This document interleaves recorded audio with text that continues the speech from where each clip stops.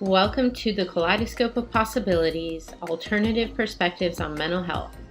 My name is Dr. Adriana Popescu. I'm a licensed clinical psychologist and leader in the field of mental health, energy psychology, addiction, trauma, and empowerment.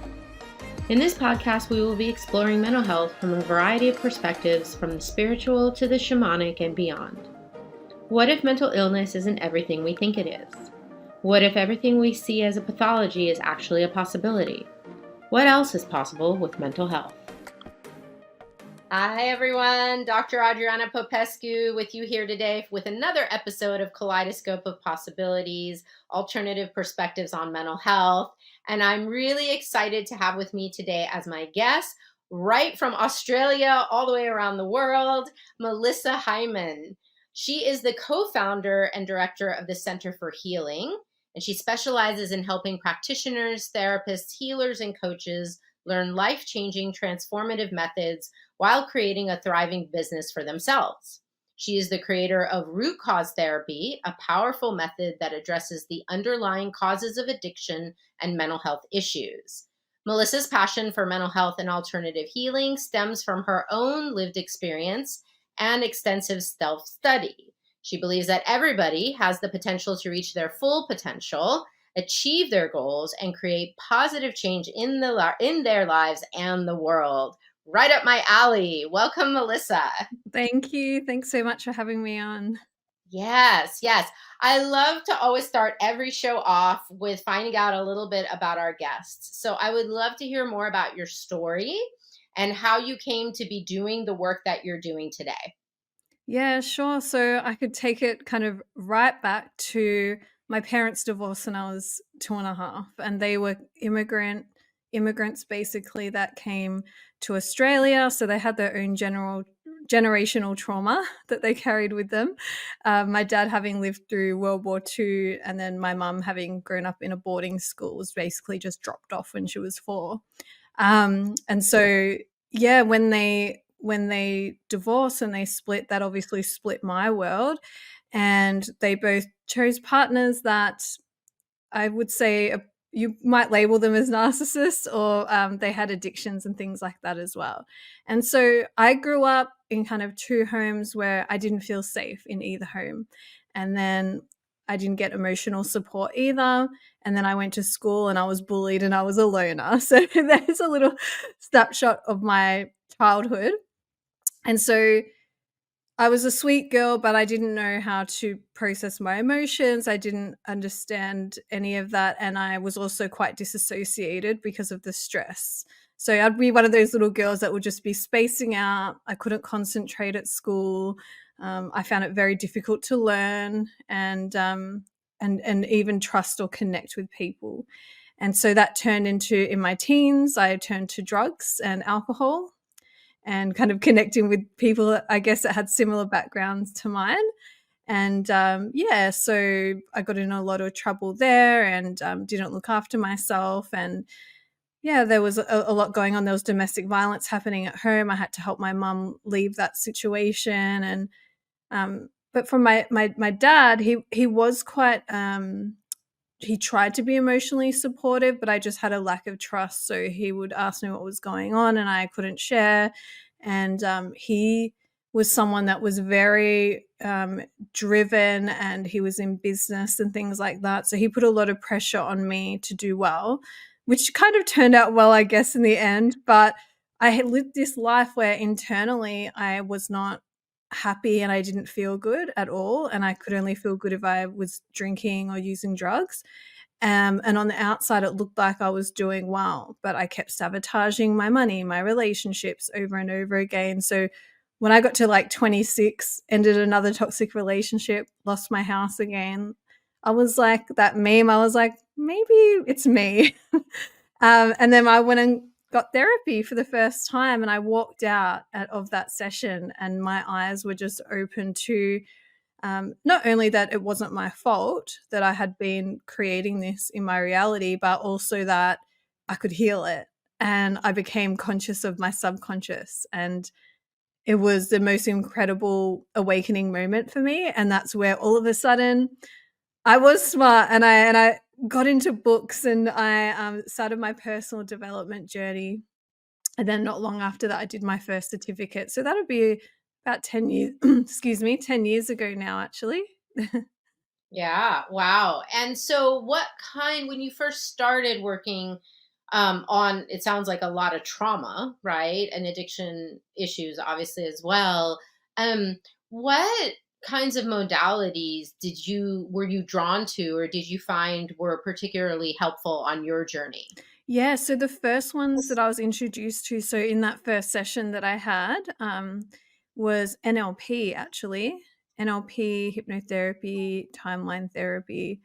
And yeah, when he offered the opportunity to do the certificate, I was like, yes. Because at the time, I knew I wanted to have my own business, or I did know I studied business when I finished school. Like I did know I wanted to be in business. I didn't know what. And I signed up for that course, and halfway through that NLP course, it was like a lightning bolt that hit me. And I was like, I am meant to do this. I'm meant to help other people get out of their own way. I just remember it so vividly, just hit me like that. And so I finished the course. I didn't have a family at the time. I had a little bit of money because I had just sold my house. And I was like, I'm just going to try. I'm just going to do this. Like, so I resigned from my job 2 weeks later. And, Hmm. as you Wow. do when you're, 26, you do these things.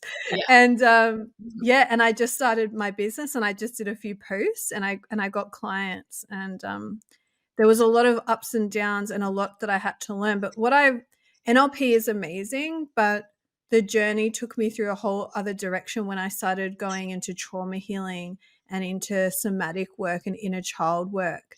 Um, which I was unexpectedly introduced to by a business coach, because he's like, the reason why you're sabotaging and not doing what you need to do to reach as many people as you can is because of your trauma, and you're just trying to protect yourself. And I was like, wow. So that opened up another whole world. And then I lived with Mhm. two other healers for a year as well. We all taught each other about the superconscious, subconscious, conscious mind, and we all came out the other side with our own modalities. And that's kind of actually I was still trying to stop smoking. I was still trying to stop smoking weed and drinking. And I was watching a lecture, and I just had this massive light bulb moment of, oh my gosh, that's how you heal addiction. And 2 days later, I reconnected with an old friend, and he's like, I need to come see you. And he walked into my office, and he was about 15 kilos lighter. His clothes are all ripped and dirty. He's like, I've been addicted to methamphetamines and ice. I've been using it daily. And I was like, in, internally, I was like, oh shit. But obviously, I'm a therapist. Externally, I was like, okay. But I also reminded myself, okay, everything that you've learned for the last 2 years, plus adding this addiction part in, you probably can help him. And so after that first session, and this are not typical results, but after that first session, he's actually never used since. And he Wow. completely changed his life. And we ended up opening up a mental health and addiction outpatient centre together in Melbourne, which we ran for nearly 5 years. And we had a team of therapists that worked with us. And yeah, it was really successful, and the success rate was really high because we focused on the trauma healing rather than just abstinence, telling people to stop.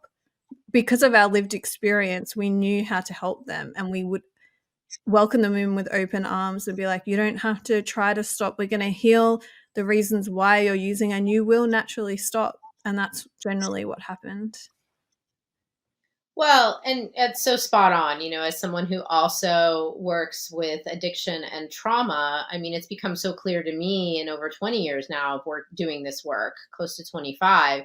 I don't know how people, up 90% or more of people with addictions have co-occurring trauma, and other kinds of mental health, depression, anxiety, different things.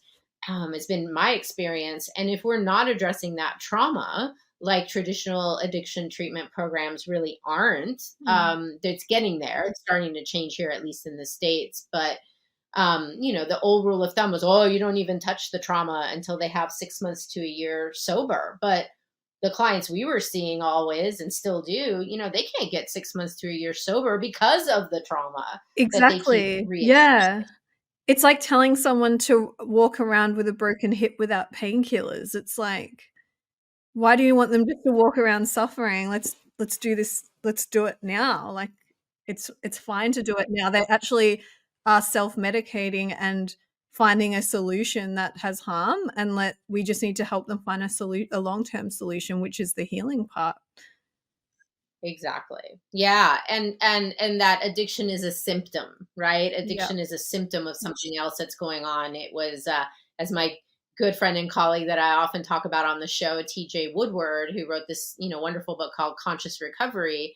He talks about addiction as a brilliant strategy. Like at some point in time, Yeah. it served a function, and for many people it helped them to numb the pain of trauma or help them survive something like domestic violence or some other kind of difficult experience of some sort. So um, addiction is not really the underlying issue. It's like what is causing someone to do that addictive behavior, right? That's right. And yeah, even when I remember when I would smoke marijuana, I remember feeling like and explaining it like without the awareness of all these therapies is it felt like a holiday from my mind.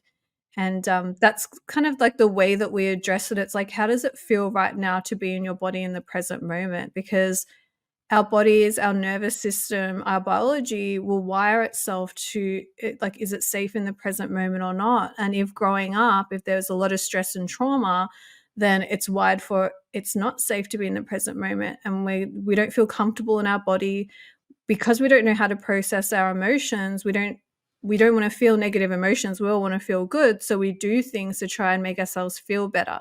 So it's funny because, like, obviously there's certain drugs that cause more harms, but at the end of the day, a lot of us have addictions because we're all trying to feel good, whether it's shopping, whether it's binge watching TV, like that we all have different ways that we just need to escape a little bit. And but yeah, like I said, the other ones can cause more harm. And like you said, it's just addressing like the reasons why the underlying, and that's with mental health as well, because obviously there's pharmaceutical medications which were made to be actually short term, but then because a lot of mainstream practitioners, they don't know how to help people long term, they're like, you can't stop taking these medications, but people don't want to take them. Like the negative effects that they get from it, or just feeling numb all the time, that's not that they know it doesn't feel right. So short term, it's great if you're starting to do healing work and you need a bit of stability,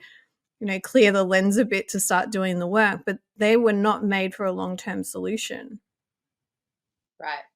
Right. Well, and I mean, if that's a whole nother conversation. Yeah. I mean, the how much of that it is even placebo effect because they can't explain exactly how it works. I mean, that's the thing. The science is always changing. Well, we thought it was this receptor in the brain, but now we're finding it's this other receptor in the brain. So yeah, it's not the solution.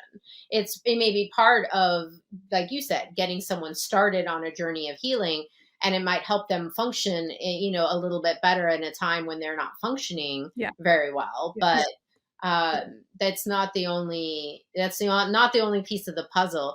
I want to go back to Melissa, something you mentioned earlier on in your own journey that has also now inspired your work, which is NLP. And for our audience who doesn't know exactly what NLP is, could you explain a little bit about that? Yeah, sure. So it's neuro-linguistic programming is the term, and it's a very 80s computer term. And Yes. but it's basically it's how we perceive the world, how we like our linguistics, how we speak, how we take in information. And so some of the main teachings of it are internally we have a map of the world, and so our conscious mind is taking in information through all of our senses, and it's getting filtered through our unconscious and through our subconscious, and we make meaning out of things. And we have certain patterns and behaviors. That's the programming that we have, and that programming can come from our younger years. So using language and using like repatterning of the programming, that's the basis of NLP. So we can model off people that are doing what we want to do. We can change certain behaviors to go in the way that we want to go. It's kind of like our conscious mind is only the top of the iceberg. It's at 10% of our willpower. So if we consciously say, I don't want to eat, chocolate anymore, but if our unconscious mind and our subconscious, if that actually really helps us and there's more benefits and drawbacks, if it's making us feel better, if it's soothing us in a way that we don't know how to do it ourselves, we'll just keep thinking about it, and we'll probably go and binge on chocolate, because our subconscious and our unconscious is so much more powerful than our conscious mind.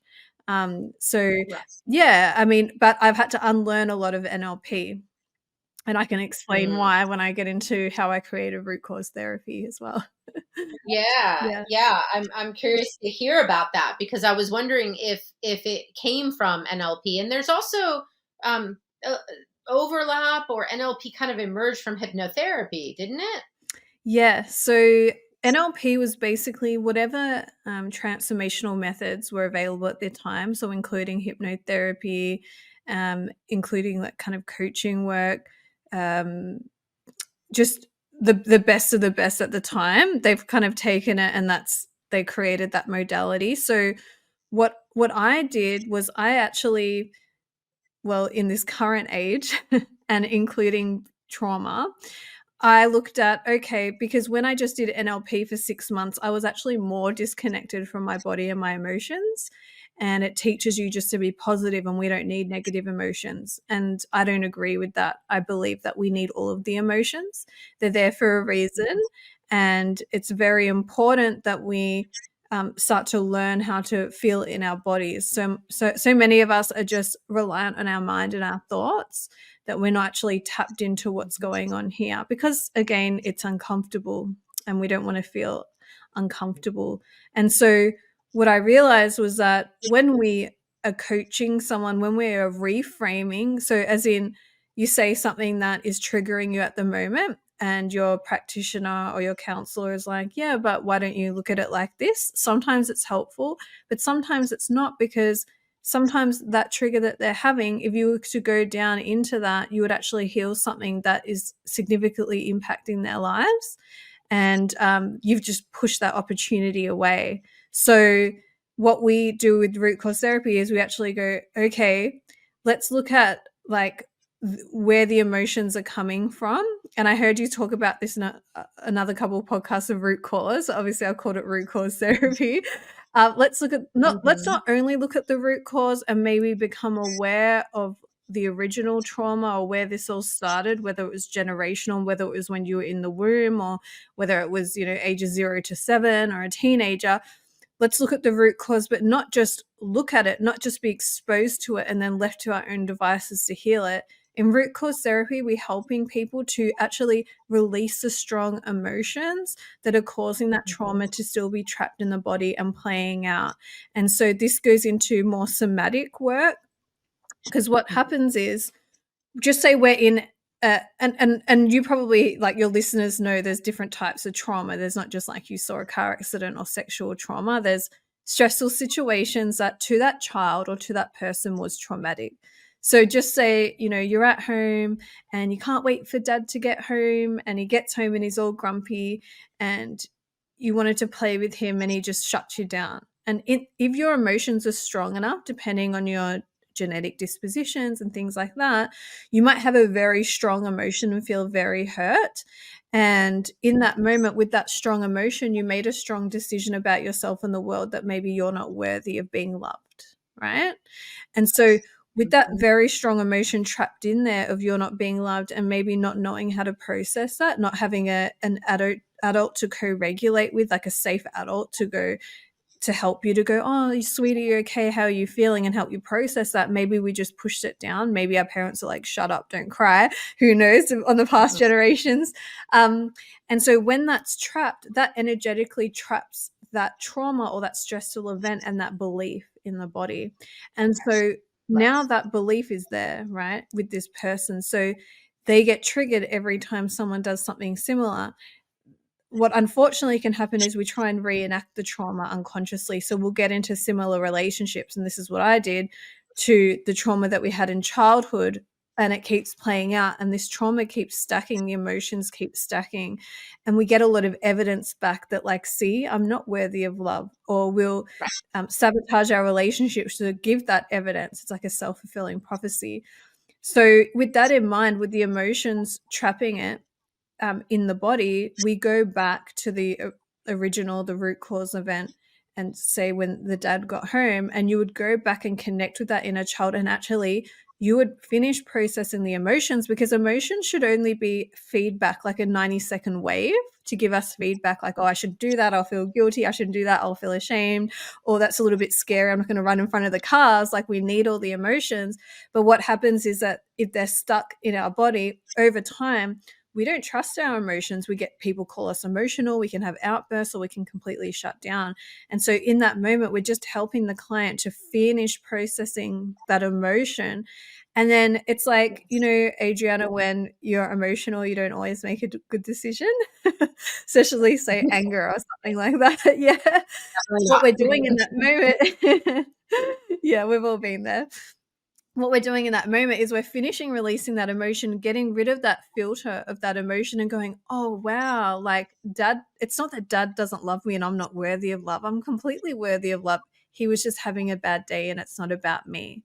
So we literally get to reparent our inner children, and the client gets this amazing awareness of, like, instead of just assuming you're like this because this happened to you, they actually get to, like, completely gain the wisdom of not only, like, understanding that other people are at play and it's not always about us, but also learning how to process their emotions, which they can take into the now and moving forwards in their lives. And so, yeah, in the therapy, we definitely we're looking at the past, but sometimes we look at the future. Like, I had a client that was a heroin addict, and she didn't get that bonding with her mum. Okay. And this can happen. And that's why we go for oxytocin, right? Go for things that make us feel loved. And I've had heroin and it felt like a lot of love, I have to say. And so when I took the client to the future and they experienced that for the first time, they experienced their feeling, they no longer needed to use it, because they realized the chemicals are already in our body. We just haven't had access to them. So releasing anxieties and problems in the future as well is really important as well. Ooh, there's so much I want to follow up on from what you just said. But let's go with this timeline idea for a moment, because Yeah. I think that that's really important.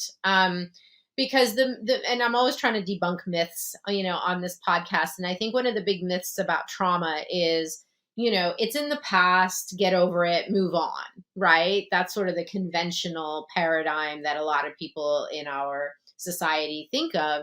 But when we talk about the physiology of trauma, and to me, I often explain it to clients. It's like that experience, whatever that was, that original experience that you had was so overwhelming to your system. It's like the pause button got hit, and it keeps playing, and then the scene keeps playing over and over again. People get stuck on the loops, like with flashbacks, right? Or nightmares or intrusive memories. And it is, like you said, locked in the body. It doesn't just go away. And I have yet to find a way around healing the trauma, except to, in some way, and we can do this in these somatic based, gentler kinds of ways, but I don't really know another way around it but to go through it. Oh, absolutely. Yeah. And what I like to say is that we're actually going through it all the time anyway. So why not go and resolve it? Because, yeah, our bodies are literally time machines. Our unconscious mind, our body doesn't know the difference in time. So basically, like, for an example, if I say to you, oh, you're going to go see one of your best friends tomorrow, your body is going to get all excited right now. And and be like, "Oh." And so your body thinks, "Oh, it's happening now." Like it's having the emotional feedback like it's happening now. And that's what happens with past things where we literally will regress and react like a 3-year-old sometimes. And you've probably seen this, in your relationships, like how old is this person acting right now? And literally that their 5-year-old or their 3-year-old is probably getting triggered in that moment, and the body is regressing in that moment. And so it is so important that that part of us and that inner child is finally parented and loved and nurtured and able to be in a safe space to heal that, because relational trauma usually happens in relations, like other than traumas of like your house burning down and things like that. And so having a safe practitioner to hold space, to be a guide for you to be there for that to be completed, all of a sudden then the past really is in the past and it isn't reliving in the now anymore. And that's what I say to people. I'm like, healing isn't about going back, but we do have to go there. Healing is about, how do I feel in the now, in the present moment, and how do I feel? This is what matters, because some people get obsessed with past life regression and things like that out of curiosity. I'm like, we can go there, but I'm not going to take you there out of curiosity, only if it's something that's going to help you in the now and going forward. Well, yeah, and that was something I wanted to ask you about, because I know that you do this kind of therapy, and actually, I have done it quite often myself, particularly in cases where when we're looking for the original event, we're not really finding a trauma in somebody's childhood. Like I can remember working with a client at one of the rehabs I was at, and this person was having night terrors, like really violent night terrors.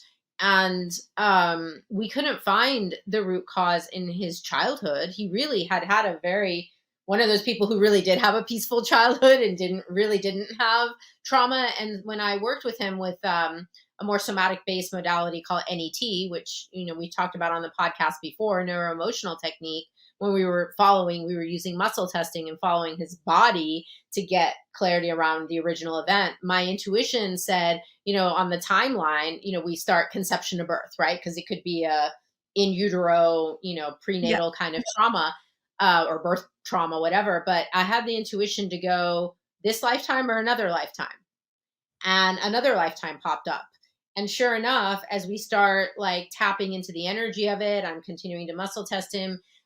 We're both getting the download that in the middle of the night, on more than one occasion in 2 different lifetimes, he saw his whole family, marauders or robbers, whoever came in, killed his whole family and him, but like killed the family first in front of him, and that was the trauma. And Mm. when we cleared, and then of course he was using, drugs and alcohol, present time, to try to, because he was afraid to go to sleep at night. Who wouldn't be with some kind of story like that? My take on this kind of thing when it happens is, regardless of whether it's factually true or not, like I don't want to debate, like, do past lives really exist? But the energy of that story and him feeling the emotion that was in his body, releasing that guy never had night terrors, and he didn't have to keep self-medicating with drugs and alcohol because of his fear about going to sleep and bad things happening. Yeah, and we say the same thing because obviously we wanna be, um, considerate of religions and things like that. And, I've had people that were religious and they came in, they went straight to a past life, but at the end of the day, it is really about, as long as you feel better now, it's fine. Whatever your unconscious mind or your soul wants to show you to resolve what we need to resolve, we just Mhm. go with that.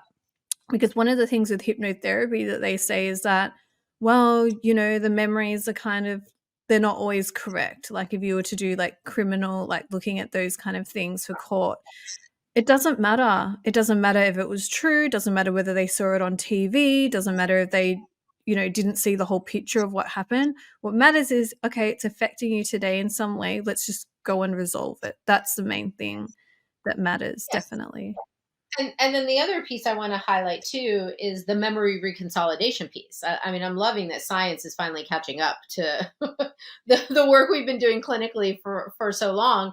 Now, what they are finding with the trauma processing is that when you go back to whatever that experience was, and you're tapping into, like you said, the emotions that were trapped, and you're giving the body a chance to release them. Well, the interesting piece to that is then the memory of that experience re-encodes into your long-term memory without all of that emotion, without the fear, Mm. the horror, the whatever, the anger, the powerlessness, all of that, because you've released it.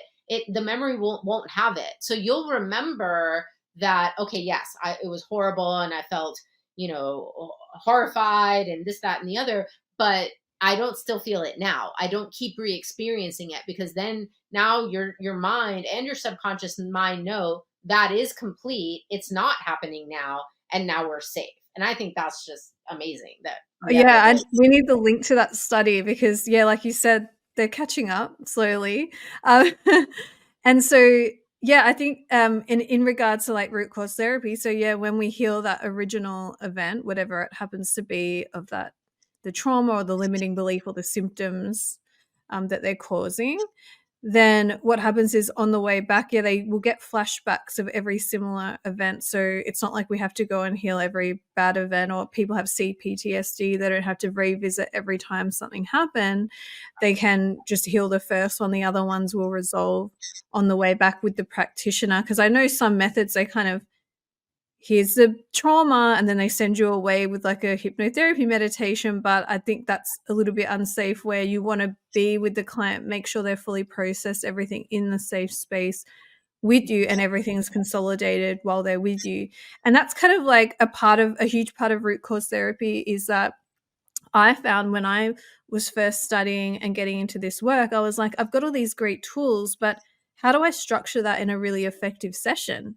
And so, and I see that I'm in mainstream groups, therapist groups, so they finish, a psychology degree and things. They're like, I have no idea how to run a session. And I'm like, what? You just studied for 6 years? You don't?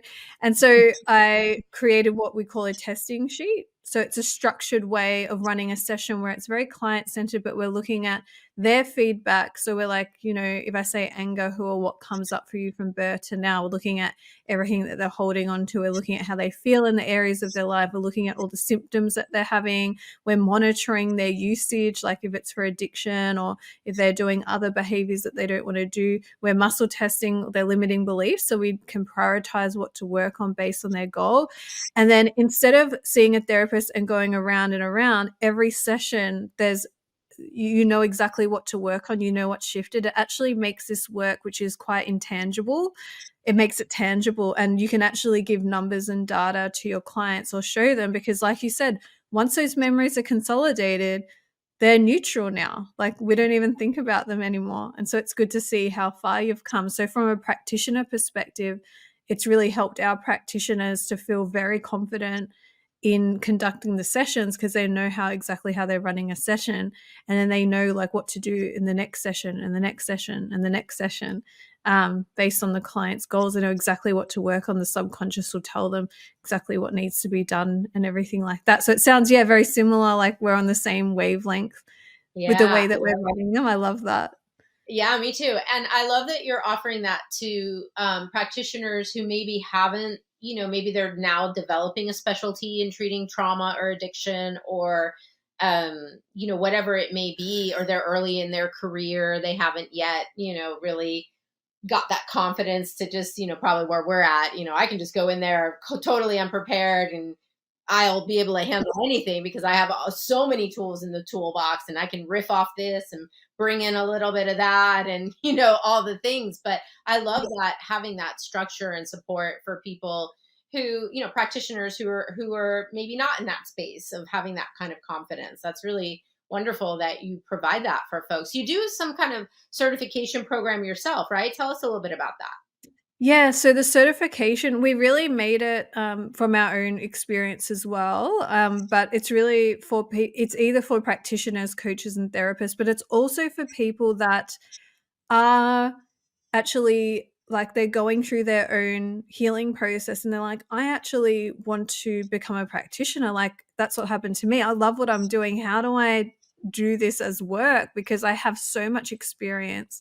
And so we've really made it so you can do it either way. But the practitioner training, we have several certification trainings that are internationally accredited with IICT. So in most countries, you can get your indemnity insurance and everything like that. We've got a community. It's just a small fee, and then you get lifetime access, lifetime supervision. We've got an amazing community. Like when it actually blows my mind, because when I started the Centre for Healing in Melbourne, where we had people coming in for help, you know, we blew up straight away, and we got to the point where we couldn't grow anymore. I had a baby, and I'm like, we need to move online. Luckily, just a few months before COVID. So that was super lucky that I followed my intuition.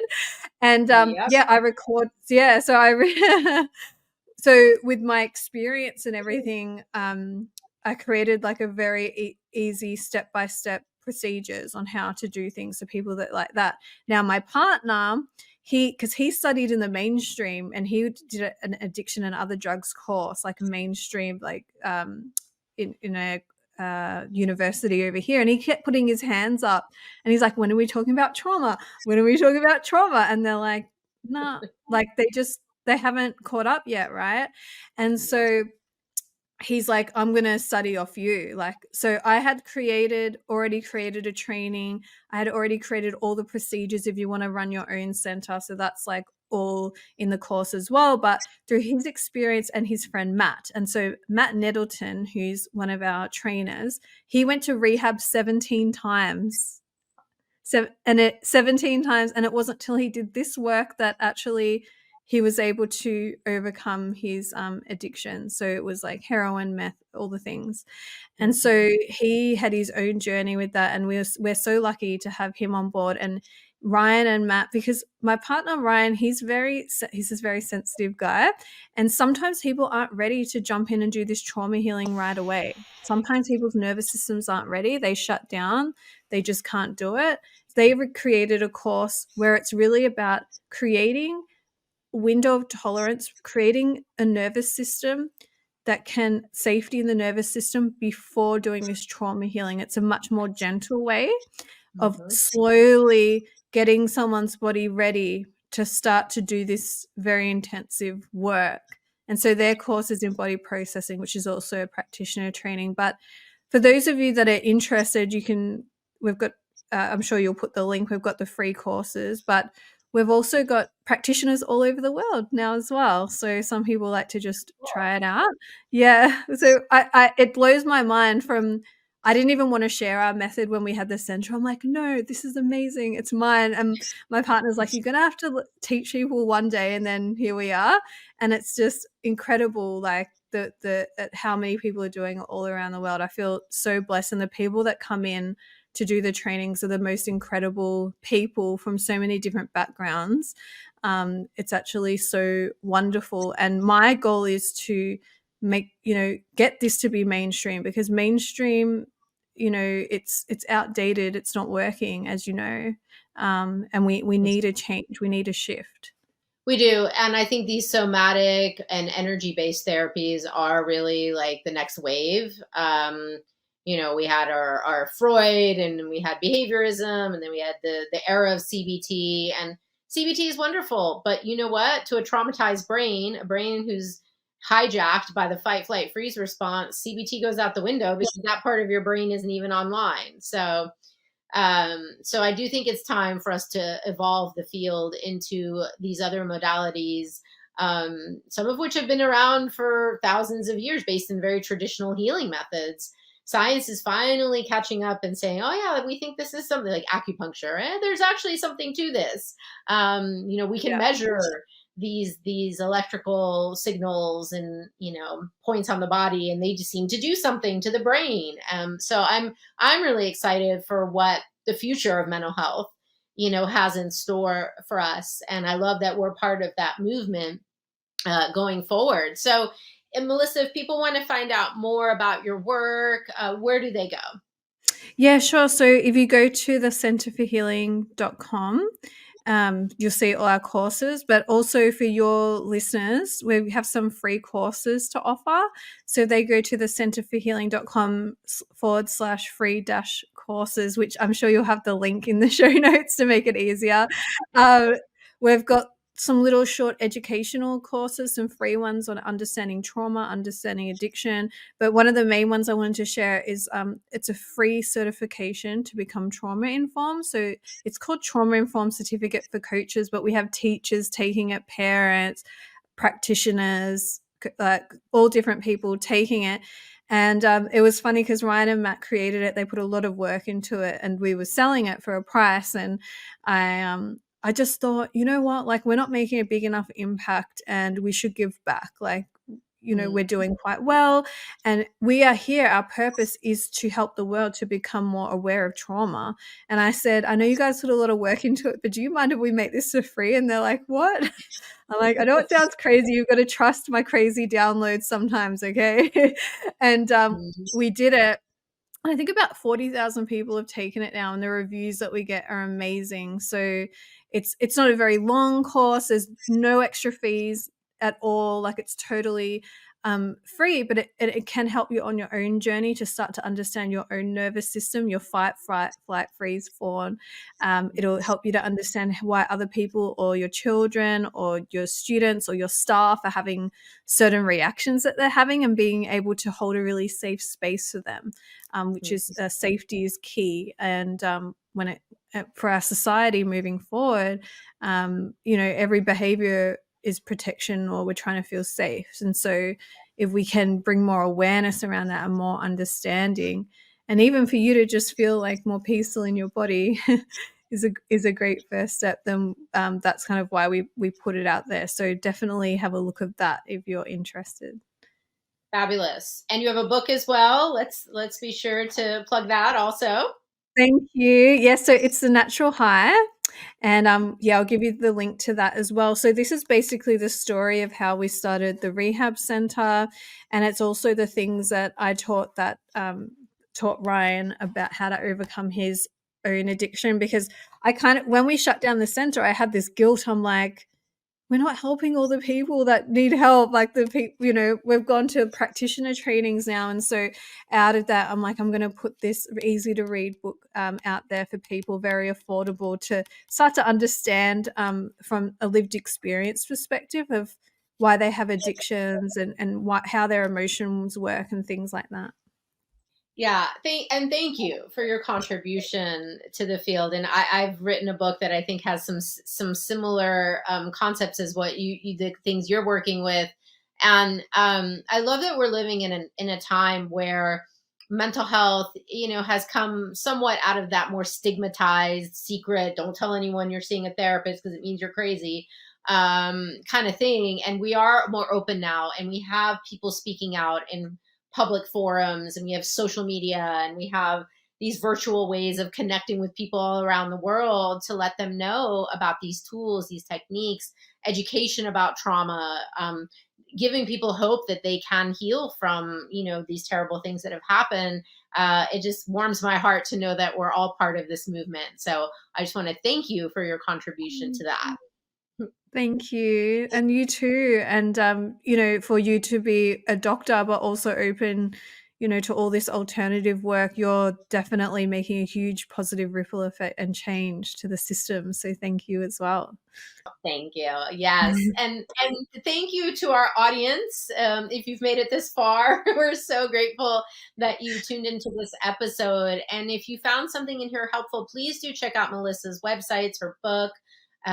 If you know of somebody who might benefit from this information, please do pass this along, share, comment, like, subscribe, rate it, all the things for the podcast, because the more people we get engaging with it, the more people our messages will reach. So thanks again, Melissa, for being with us today. Thank you, audience, and we'll see you next time on Kaleidoscope of Possibilities. Thank you for joining me for this episode of Kaleidoscope of Possibilities, Alternative Perspectives on Mental Health. This has been Dr. Adriana Popescu. If you enjoyed this episode, please like and subscribe and share with others. To find out more about me, my guests, and more, please visit my website at adrianapopescu.org. See you next time.